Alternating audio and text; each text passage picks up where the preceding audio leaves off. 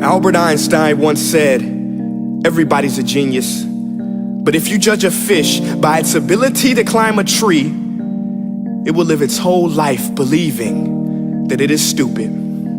Ladies and gentlemen of the jury, today on trial we have modern day schooling. Glad you could come. Not only does he make fish climb trees, but also makes them climb down and do a 10-mile run. Tell me, school, are you proud of the things you've done? Turning millions of people into robots, do you find that fun? Do you realize how many kids relate to that fish swimming upstream in class, never finding their gifts, thinking they are stupid, believing they are useless? Well, the time has come, no more excuses. I call school to the stand and accuse him of killing creativity, individuality, and being intellectually abusive. He's an ancient institution that has outlived his usage. So, Your Honor, this concludes my opening statement, and if I may present the evidence of my case, I will prove it. Proceed. Exhibit A. Here's a modern day phone. Recognize it? Here's a phone from 150 years ago. Big difference, right? Stay with me. Here's a car from today, and here's a car from 150 years ago.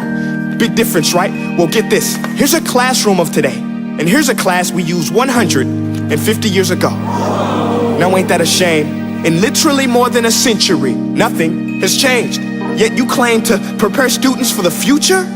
But with evidence like that, I must ask, do you prepare students for the future or the past? I did a background check on you and let the record show that you were made to train people to work in factories, which explains why you put students in straight rows, nice and neat, tell them sit still, raise your hand if you want to speak, give them a short break to eat, and for 8 hours a day, tell them what to think. Oh, and make them compete to get an A letter which determines product quality, hence grade A of meat. I get it. Back then, times were different. We all have a past. I myself am no Gandhi. But today, we don't need to make robots zombies. The world has progressed. And now we need people who think creatively, innovatively, critically, independently, with the ability to connect. See, every scientist will tell you that no two brains are the same. And every parent with 2 or more children will confirm that claim. So please explain why you treat students like cookie cutter frames or snapback hats, giving them this one-size-fits-all crap. Watch your language. Sorry, Your Honor, but if a doctor prescribed the exact same medicine to all of his patients, the results will be tragic. So many people would get sick, yet when it comes to school, this is exactly what happens, this educational malpractice, where one teacher stands in front of 20 kids, each one having different strengths, different needs, different gifts, different dreams, and you teach the same thing the same way? That's horrific. Ladies and gentlemen, the defendant should not be acquitted. This may be one of the worst criminal offenses ever to be committed. And let's mention the way you treat your employees. Objection. Overruled. I want to hear this. It's a shame. I mean, teachers have the most important job on the planet, yet they're underpaid? No wonder so many students are short-changed. Let's be honest, teachers should earn just as much as doctors, because a doctor can do heart surgery and save the life of a kid, but a great teacher can reach the heart of that kid and allow him to truly live. See, teachers are heroes that often get blamed, but they're not the problem. They work in a system without many options or rights. Curriculums are created by policymakers, most of which have never taught a day in their life. Just obsessed with standardized tests. They think bubbling in a multiple choice question will determine success. That's outlandish. In fact, these tests are too cruel to be used and should be abandoned, but don't take my word for it.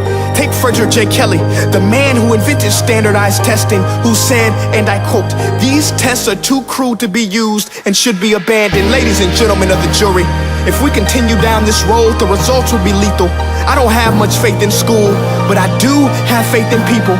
And if we can customize healthcare, cars, and Facebook pages, then it is our duty to do the same for education, to upgrade it, change it, do away with school spirit, because that's useless.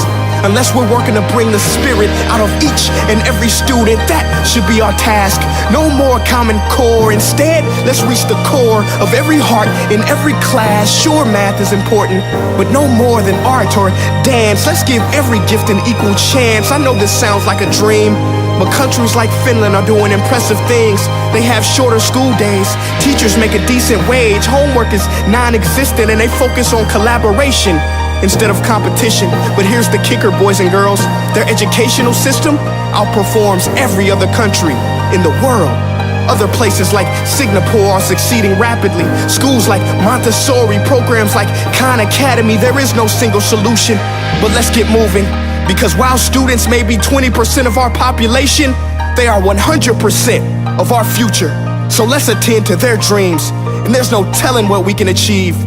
This is a world in which I believe, a world where fish are no longer forced to climb trees. I'll rest my case.